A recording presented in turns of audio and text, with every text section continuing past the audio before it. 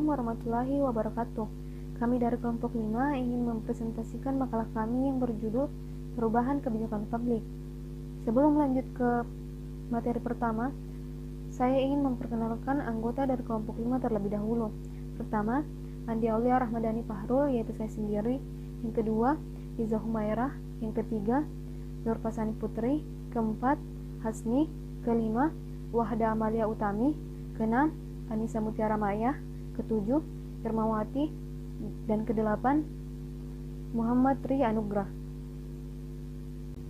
Dalam presentasi ini kami akan membahas 3 topik pembahasan, yaitu pertama, kebijakan publik, kedua, arti penting perubahan kebijakan publik, dan yang terakhir, merumuskan dan mengimplementasikan perubahan kebijakan publik. Kebijakan publik. 1. Pengertian kebijakan publik. Kebijakan publik menurut bahasa terdiri dari 2 kata, yaitu kebijakan dan publik. Kata kebijakan merupakan terjemahan dari kata Inggris policy yang artinya politik, siasat, dan kebijaksanaan. Sedangkan definisi kebijakan publik menurut para ahli yaitu pertama, menurut McRae and Wild mengatakan bahwa kebijakan publik adalah serangkaian tindakan yang dipilih oleh pemerintah yang mempunyai pengaruh penting terhadap sejumlah besar orang. Pengertian ini mengandung makna bahwa kebijakan itu terdiri dari berbagai kegiatan yang terangkai yang merupakan pilihan pemerintah, sehingga kebijakan tersebut mempunyai dampak terhadap sejumlah besar orang. 2. Thomas R.D. Sebagaimana dikutip Islami tahun 2009 mendefinisikan kebijakan publik sebagai is whatever government choose to do or not to do. Artinya, apapun yang dipilih pemerintah untuk dilakukan atau untuk tidak dilakukan. Definisi ini menekankan bahwa kebijakan publik adalah mengenai perwujudan dari tindakan dan bukan merupakan pernyataan atau keinginan pemerintah atau pejabat publik semata. Di samping itu, pilihan pemerintah untuk tidak melakukan sesuatu juga merupakan kebijakan publik karena mempunyai pengaruh atau dampak sama dengan pilihan pemerintah untuk melakukan sesuatu. 3. Jones tahun 1977 memandang kebijakan publik sebagai suatu kelanjutan kegiatan di masa lalu dengan hanya mengubahnya sedikit demi sedikit. 2. Konsep kebijakan publik. Konsep kebijakan publik sebagai intervensi pemerintah tentunya menitik beratkan pada peran aktor di luar pemerintah dalam memecahkan suatu masalah. Dalam hal ini, pemerintah mengikutsertakan berbagai instrumen atau sumber daya di luar negara atau pemerintah. Tidak hanya pemerintah yang menjadi aktor tunggal dalam pengambilan keputusan untuk mengatasi persoalan-persoalan publik. Candler dan Plano mengatakan bahwa kebijakan publik adalah pemanfaatan yang strategis terhadap sumber daya yang ada untuk memecahkan masalah-masalah publik atau pemerintah. Menurut Chaizi Nazucha tahun 2004 mengatakan kebijakan publik adalah kewenangan pemerintah dalam pembuatan suatu kebijakan yang digunakan ke dalam perangkat peraturan hukum. Kebijakan tersebut bertujuan untuk menyerap dinamika sosial dalam masyarakat yang akan dijadikan acuan perumusan kebijakan agar tercipta hubungan sosial yang harmonis.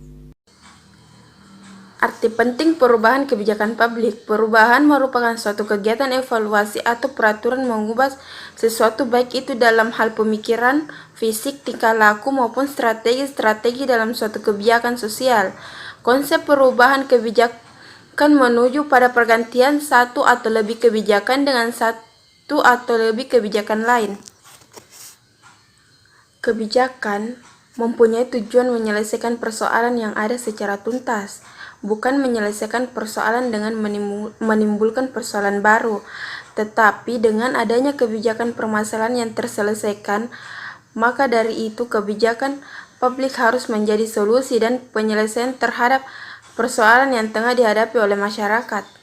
Kebijakan menurut Easton tahun 1992, terdapat 3 bentuk kebijakan, yaitu yang pertama, perubahan sedikit atau tambul sulam dari kebijakan yang telah dievaluasi. Yang kedua, pembuatan statute baru dalam area kebijakan tertentu. Yang ketiga, perubahan drastis, dari kebijakan publik sebagai konsekuensi dari munculnya pilihan-pilihan baru. Dalam perubahan kebijakan, terdapat beberapa pendekatan yang biasa digunakan, yaitu yang pertama, pendekatan domestik. Pendekatan domestik, kelebihan dari pendekatan ini adalah dapat memetakan aktor dan memotivasi kepentingan aktor-aktor domestik terhadap perubahan kebijakan.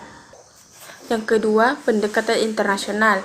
Dalam pendekatan internasional, proses perubahan kebiasaan dapat dilihat sebagai kepentingan aktor internasional yang menginginkan perubahan kebijakan, baik cara menekan ataupun menyediakan preferensi yang bisa dipilih secara sukarela oleh negara. Yang ketiga, pendekatan transnasional. Dalam pendekatan ini, proses perubahan kebijakan dilihat sebagai ide, pengetahuan, atau diskursus tentang suatu isu kebijakan. Merumuskan dan mengimplementasikan perubahan kebijakan publik. 1. Merumuskan perubahan kebijakan publik. Perumusan atau formulasi kebijakan publik merupakan salah satu tahap dari rangkaian proses pembuatan dan pelaksanaan suatu kebijakan publik. Pandangan Dan 2004 mengatakan, perumusan kebijakan atau policy formulation yakni pengembangan dan sintesis terhadap alternatif pemecahan masalah. Islami 2000 mengatakan, ada 4 langkah dalam proses pengambilan kebijakan publik, yaitu pertama, perumusan masalah atau defining problem. Yang kedua, yaitu agenda kegiatan. Ketiga, pemilihan alternatif untuk memecahkan masalah. Dan keempat, yaitu tahap penetapan kebijakan. Perumusan masalah atau defining problem. Perumusan masalah merupakan sumber dari kebijakan publik. Dengan pemahaman dan identifikasi masalah yang baik, maka perencanaan kebijakan dapat disusun. Perumusan masalah dilakukan oleh mereka yang terkena masalah atau orang lain yang mempunyai tanggung jawab, dan pembuat kebijakan harus mempunyai kapasitas untuk itu.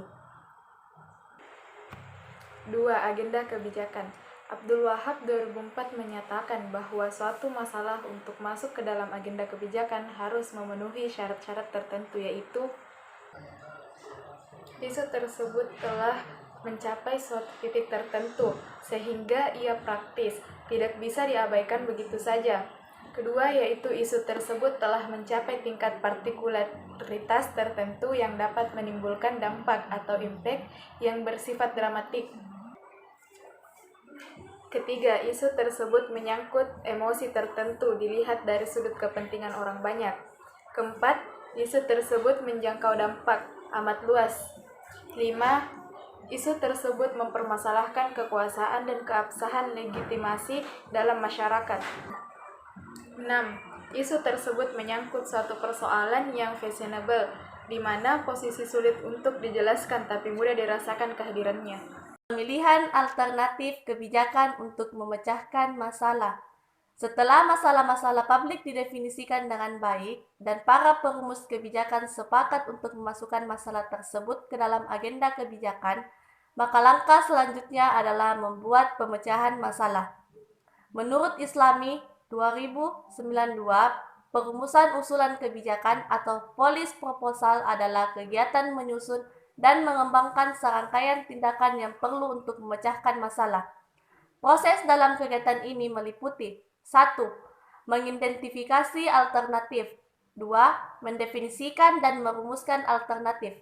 3. Menilai masing-masing alternatif yang tersedia. 4. Memilih alternatif yang memuaskan atau paling mungkin untuk dilaksanakan. 4. Tahap penetapan kebijakan. Setelah salah satu dari sekian alternatif kebijakan diputuskan untuk diambil sebagai cara memecahkan masalah kebijakan, maka tahap paling akhir dalam pembuat kebijakan adalah penetapan kebijakan, sehingga mempunyai kekuatan hukum yang mengikat. Proses pembuatan kebijakan tidak dapat dipisahkan dengan proses penetapan atau pengesahan kebijakan. Menurut Islami 2100, proses pengesahan kebijakan adalah proses penyesuaian dan penerimaan secara bersama terhadap prinsip-prinsip yang diakui dan ukuran-ukuran yang diterima. 2. Mengimplementasikan perubahan kebijakan publik. Implementasi publik artinya sebagai pelaksanaan atau penerapan. Lebih sederhananya, pengertian implementasi publik dalam kamus Webster atau Solihin Abdul Wahab pada tahun 1997 dirumuskan sebagai to profit means for crying out, to give practical effect to, atau dalam artikan menyajikan alat bantu untuk melaksanakan, menimbulkan dampak, berakibat sesuatu. Implementasi suatu kebijakan publik sangat bergantung pada rumusan kebijakan yang akan dilaksanakan atau yang akan mencapai tujuan yang telah ditetapkan. Program dalam konteks implementasi kebijakan terdiri dari beberapa tahap. Ada 3 tahap. Yang pertama, merancang atau mendesain. Program beserta perincian tugas dalam perumusan tujuan yang jelas, penentuan ukuran prestasi yang jelas serta biaya dan waktu.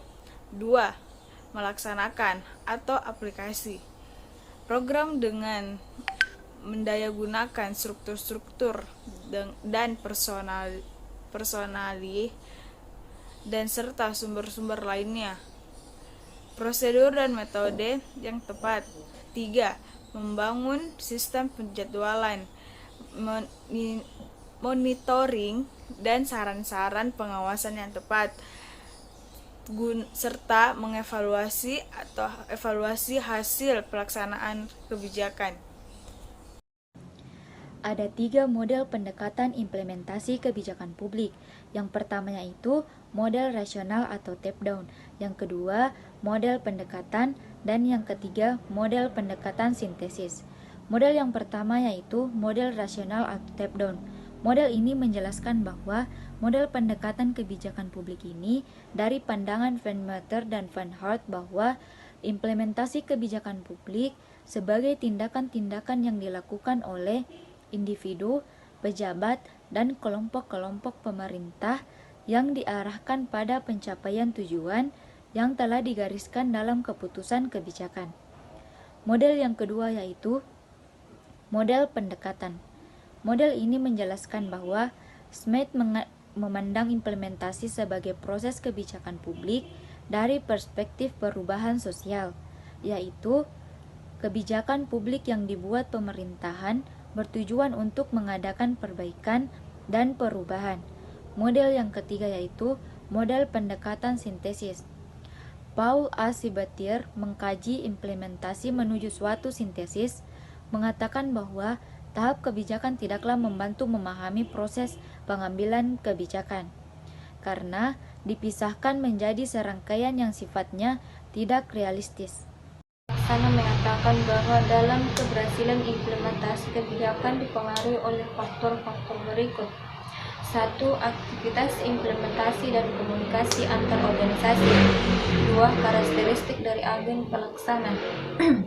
3. Kondisi ekonomi, sosial, dan politik. 4. Kecenderungan dari pelaksana.